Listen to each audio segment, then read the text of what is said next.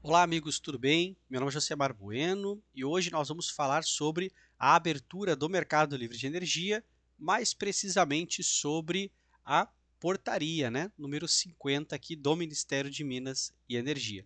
Mas primeiro eu gostaria de deixar um convite para vocês.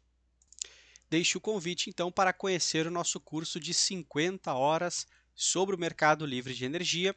Lembrando que temos uma promoção. Então, ao comprar esse curso, você tem aí direito a participar gratuitamente do nosso curso preparatório para o exame de certificação da Câmara de Comercialização. Esse curso, então, ele prepara você para fazer o exame de certificação, promovido então pela Câmara de Comercialização. Aqui nós temos o cronograma da Câmara, tá? Então, as inscrições para poder fazer a prova do exame, as inscrições abriram dia 24 de abril e se encerram dia 18 de agosto. E nós temos aqui algumas turmas, Temos ainda a opção das quintas-feiras, Então, do dia 15 de junho até o dia 17 de agosto, serão 12 encontros, São aulas online ao vivo, tá? Mas os encontros vão ficar gravados. Caso você não possa participar, você pode assistir a gravação. Temos também a turma das terças-feiras, tá? Essa aqui começa no dia 27 de junho e termina no dia 12 de setembro, e para todos aqueles que comprarem o curso de 50 horas, automaticamente estão matriculados aqui na turma D. Certo, pessoal? Então, o link está na descrição desse vídeo e agora vamos para o nosso conteúdo. Então, pessoal, nós temos aqui a portaria número 50, do Ministério de Minas e Energia. Essa portaria, na realidade, ela é uma de duas portarias muito importantes para a abertura do mercado. Então, nós vamos falar desta aqui, que todos estão falando praticamente, e depois vamos falar de uma segunda portaria que poucos aí escreveram sobre ou fizeram algum vídeo e falaram sobre. Começando com essa portaria, o que ela diz, Ela diz assim: o ministro de Estado de Minas e Energia, no uso das atribuições que ele confere, não vou ler todo o resto aqui, Então ele coloca aqui, resolve, Então, artigo 1º, definir o limite de carga para a contratação de energia elétrica por parte dos consumidores, do que trata o parágrafo 3º do artigo 5º da Lei 9.074.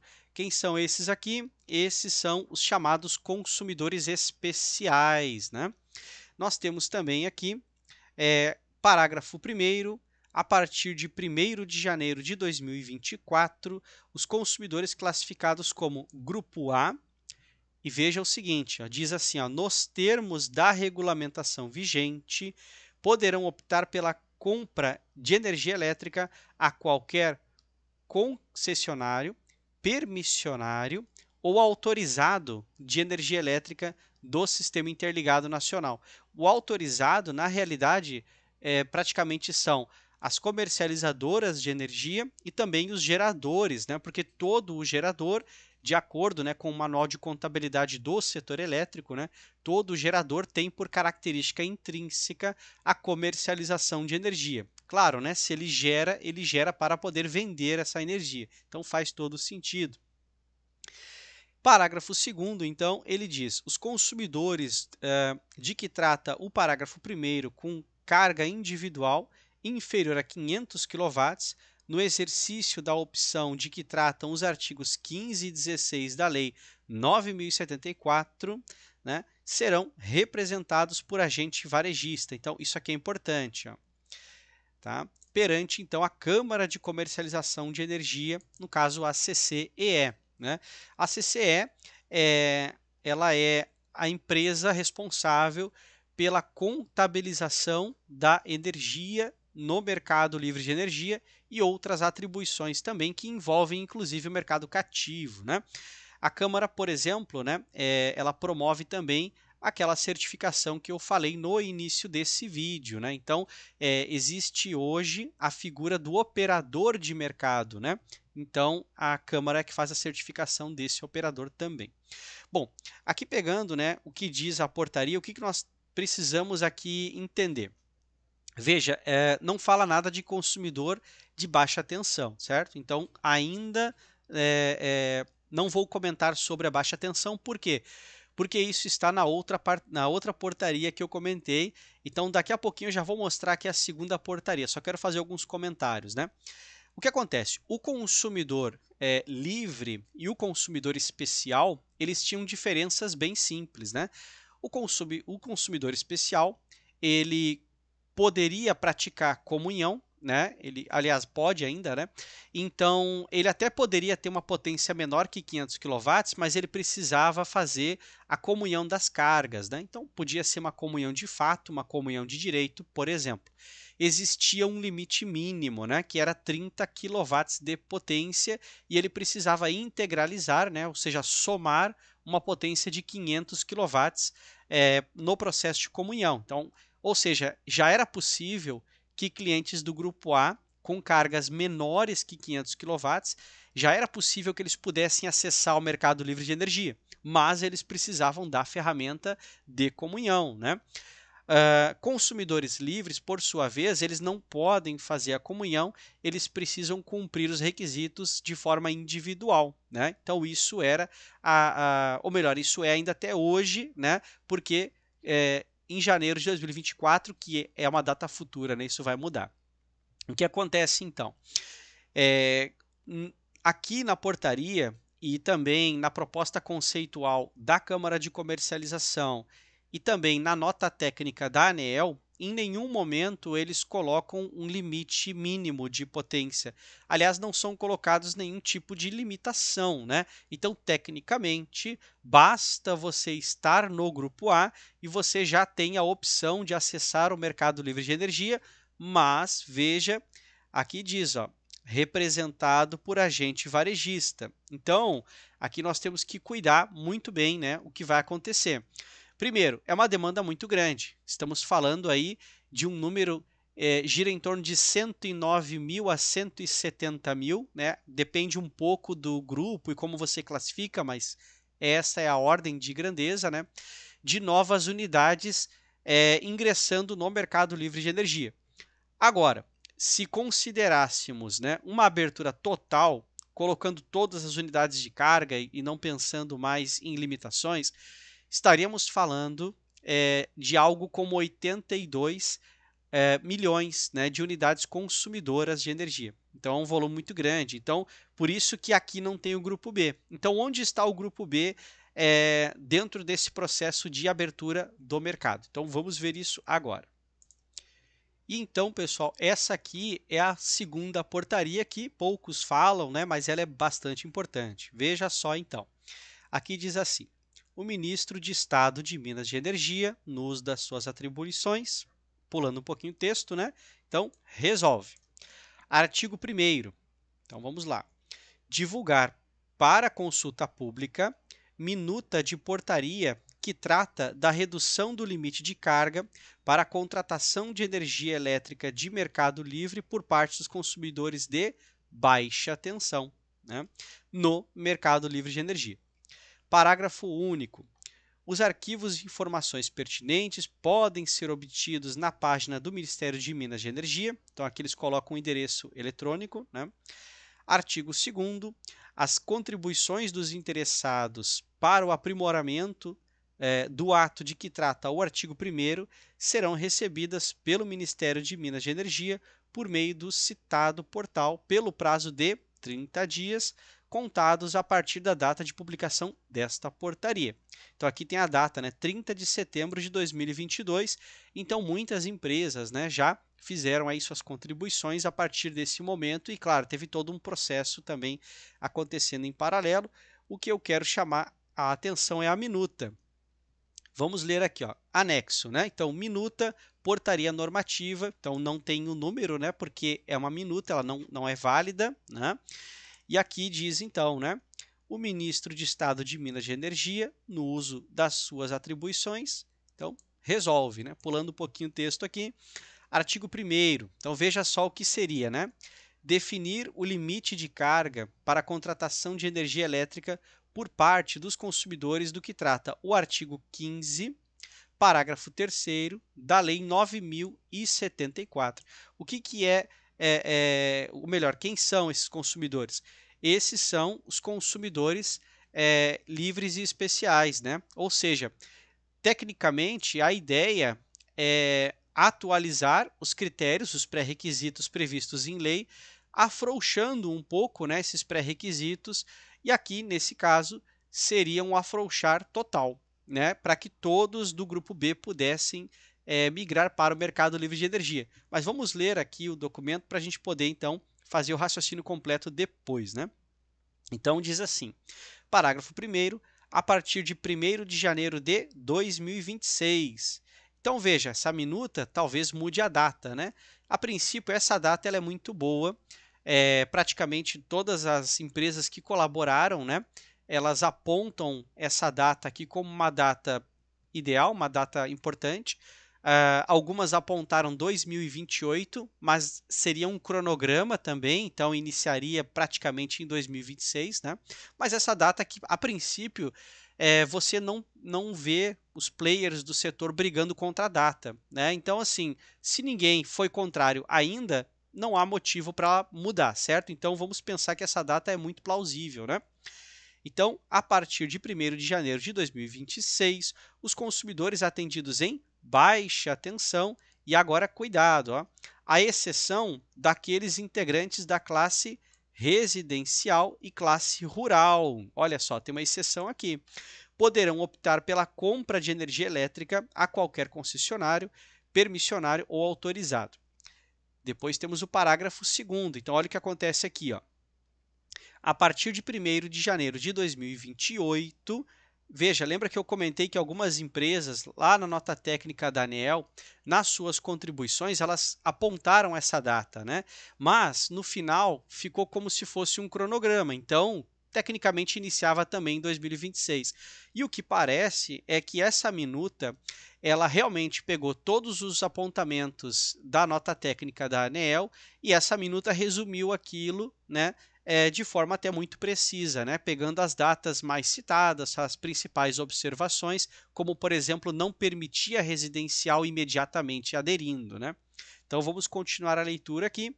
Então, diz, ó, a partir de 1º de janeiro de 2028, os consumidores atendidos em baixa tensão, integrantes da classe residencial e da classe rural, poderão optar pela compra da energia elétrica a qualquer concessionário, permissionário ou autorizado, né?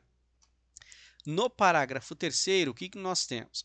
Os consumidores de que tratam os parágrafos 1º e 2º, no exercício da opção de que tratam os artigos 15 e 16 da Lei 9.074, serão representados por agente varejista, né? Então, a representação, claro, faz total sentido, porque um cliente que...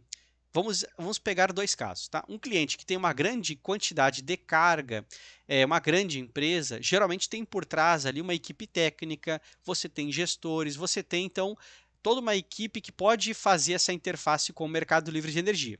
Uma empresa intermediária, uma empresa média, ela pode contratar um gestor para fazer esse intermédio e ela também, se quiser, pode designar um gestor também internamente. Agora, uma empresa pequena não faria sentido nenhum dos dois modelos, então faz total sentido que o varejista ele represente-os, né, na Câmara de Comercialização. Mas por que isso, né? Por que isso é importante? Porque existem diversas obrigações financeiras, diversas obrigações técnicas, né, no sentido de emissão de relatórios, prestação de contas e outras informações, e o cliente não conseguiria, né, seria uma demanda muito grande, né, não faria muito sentido um cliente pequeno ter todo esse trabalho. Então, faz sentido para uma empresa representar várias unidades e assim ela faz uma representação conjunta, né, simplifica um pouco a operação. Tá? Então, isso é uma coisa que faz total sentido. Vamos continuar aqui a leitura para a gente poder falar um pouquinho de outros pontos aqui, até conectar um pouco a nossas conclusões, né? Bom, no artigo 2º ele fala, ó, artigo 2º, as concessionárias e permissionárias de distribuição de energia na figura de, e vejam essa expressão, supridores de última instância, serão responsáveis pelo atendimento aos consumidores da sua área de concessão no caso de encerramento da representação por varejista, nos termos do artigo 4º-A, parágrafo 1º da Lei 10.848. Essa lei aqui também é chamada de marco, né, da comercialização da energia, né? Observando o disposto no artigo 4º-A, parágrafo 2º da Lei 10.848 de 2004. Bom, o que acontece então, pessoal? Vamos supor que o cliente ele está no mercado cativo, ele deseja então usufruir, né, aderir então ao mercado livre de energia na figura de um representado por um varejista. E por algum motivo esse varejista não pode mais representar esse cliente, né? A empresa pode ter perdido essa função, né? Ela pode, que eles chamam de habilitação, né? Porque ser um varejista, na verdade, significa você ter uma habilitação de representação, né?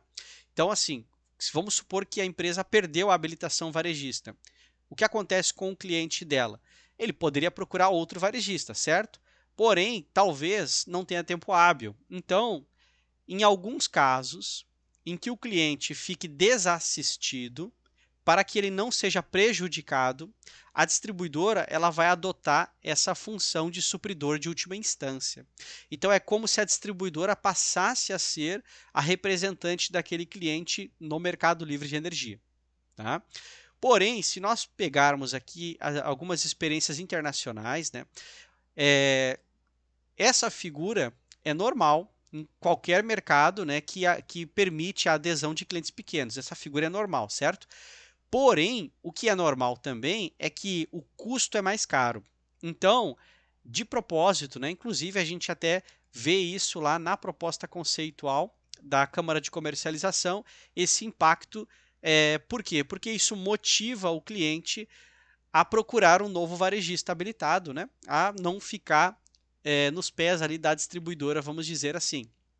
Por quê? Porque o core business da distribuidora é infraestrutura, né? Seria viabilizar ali a distribuição da energia, né? Agir como um agente que possibilita o uso do fio, né? Então, a função é de distribuição. Inclusive, no manual de contabilidade do setor elétrico, ele coloca lá na atividade de comercialização que a distribuidora não pode exercer essa atividade. A atividade dela é de distribuição. Então, a contabilidade é diferente. Quando a distribuidora compra a energia e ela distribui na ponta, né? Não, na verdade, o que ela está fazendo, ela faz a aquisição, pelas regras do PRORET é calculado um preço de repasse, né? Então a gente chama isso de cálculo da receita requerida, né? Então vê a parcela A, a parcela B, e quando ela faz a distribuição, ela recebe então a diferença pelo chamado preço de repasse. Então é ali que ela tem o lucro dela. Mas o lucro, né, na parte da energia ele não é tão grande assim. Por quê? Porque quem define o preço de venda é a ANEEL. Né? Então a distribuidora, para ela, não existe vantagem em contabilizar a energia, vender energia. O maior valor em dinheiro que uma distribuidora recebe, né, a parte mais importante é justamente o core business dela, que é justamente a distribuição, é prover a infraestrutura para que o mercado funcione, né? Para o tráfego de energia aconteça. Né? Então vamos lá. Aqui continuando, temos, né? Então, ó, o parágrafo 1º, o atendimento nas condições de que trata o caput deverá ser efetuado por até 90 dias, por meio de condições e tarifas reguladas. E é aqui que acontece o problema, ó, né? Porque geralmente o preço é maior que o mercado. Até porque você coloca aqui um custo para a distribuidora, né? Porque ela tem que fazer a representação e aqui ela volta a ter o velho problema, né? A inadimplência, né? A relação com o cliente, porque agora é um produto diferente, né? Não é só a distribuição, ela está agindo como se fosse, né, um representante, aí, um comercializador varejista. Né? Então, essa tarifa provavelmente vai ser mais alta do que a média de preço do mercado, por exemplo. Artigo 2º, o SUI, que é o supridor de última instância, não será responsável por eventuais pendências do consumidor junto à Câmara de Comercialização decorrentes do encerramento da representação de que trata o caput. Então, assim, o supridor de última instância ele não vai absorver aquilo que é negativo. Então, se ficou alguma pendência, tem algum débito desse cliente que antes era representado por outro varejista, isso é tratado à parte. Isso vai ser uma tratativa separada. O supridor de última instância não vai se envolver com débitos ou pendências ou algo assim, né? Então, mais ou menos essa é a leitura, até para não trazer risco, né? Porque se você traz risco para a distribuidora, não faz sentido nenhum, então, a distribuidora topar, né, ser aí o supridor de última instância, né? Parágrafo 3º, caberá ao consumidor tomar as providências para a contratação de nova representação junto à CCE. Ou seja, ele vai ficar pagando uma tarifa para a distribuidora, essa tarifa provavelmente vai ser mais cara e ele vai precisar tomar essa ação, escolher o novo varejista, né? Então, inclusive, tem um vídeo aqui no canal, né, em que eu falo, então, de como funciona em Portugal essa questão do cliente residencial. Provavelmente vai ser muito parecido aqui no Brasil, porque é um modelo que é simples, é um modelo que funciona em Portugal muito bem e, ao mesmo tempo, temos uma semelhança de mercado aí, claro que proporcional, né? Mas é uma semelhança operacional muito boa. Então, provavelmente, aquilo que se faz em Portugal vai acabar ser feito aqui no Brasil. Então, nós podemos, dentro, né, desse conjunto de informações, já esperar algumas coisas, como, por exemplo, uma contratação mínima de demanda, né? Então, provavelmente, o Grupo B também vai passar a contratar demanda. Em Portugal, por exemplo, a demanda começa com 1,5, 1,4 kVA, né? Ou quilowatt, né? Se pensar aqui em potência ativa, então vamos colocar assim, e aí vai até 44 kVA, né? Quando chega em 44, até ali é grupo B. Quando aumenta, quando sobe, aí nós estaríamos já no grupo A, né, fazendo a comparação com o Brasil, por exemplo, né? Então, provavelmente no Brasil nós teremos alguma coisa nesse sentido, né? Eu acho que vai acabar sendo assim, né? É a minha opinião nesse caso, tá, pessoal? Porque não tem nada aqui no documento ainda, né? Então, temos aqui, artigo 3º, as concessionárias e permissionárias de distribuição de energia serão responsáveis pela agregação da medição dos consumidores. Olha só, de que trata o artigo 1º, por meio da prestação de serviço remunerado a ser cobrado do consumidor, conforme a regulamentação da ANEEL. O que significa isso aqui? Hoje, a contabilização da energia ela é feita praticamente em tempo real no Mercado Livre de Energia. A contabilização do mercado cativo ela segue todo um outro sistema, né? Então, o cronograma é diferente, a forma de absorção dos dados e processamento é bem diferente. Então, se eu fosse aplicar a mesma regra, né,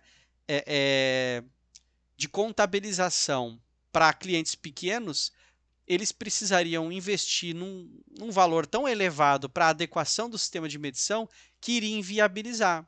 Agora, lá na nota técnica da ANEEL e também na proposta conceitual da Câmara, são sugeridas, né, porque os dois sugerem, que a atividade de medição continue sendo feita pela distribuidora. Então, na prática, o que pode acontecer aqui, né? Na prática, vai haver um delay, né? Ou seja, o varejista ele vai fazer um contrato colocando um montante de energia inicial e ele vai precisar no mês seguinte fazer os ajustes conforme ele vai recebendo então os dados, né, de medição da distribuidora, né? E é claro, o cliente de alguma forma ele vai precisar então pagar por esse custo, porque vocês percebem que a própria portaria já deixa, né, indicado aqui que vai ser um serviço remunerado, né? Que você tem então algum custo por trás. Então, provavelmente nós teremos aí tanto a figura do agregador de medição, que aqui seria uma função da distribuidora, e talvez a distribuidora ela terceirize isso, né?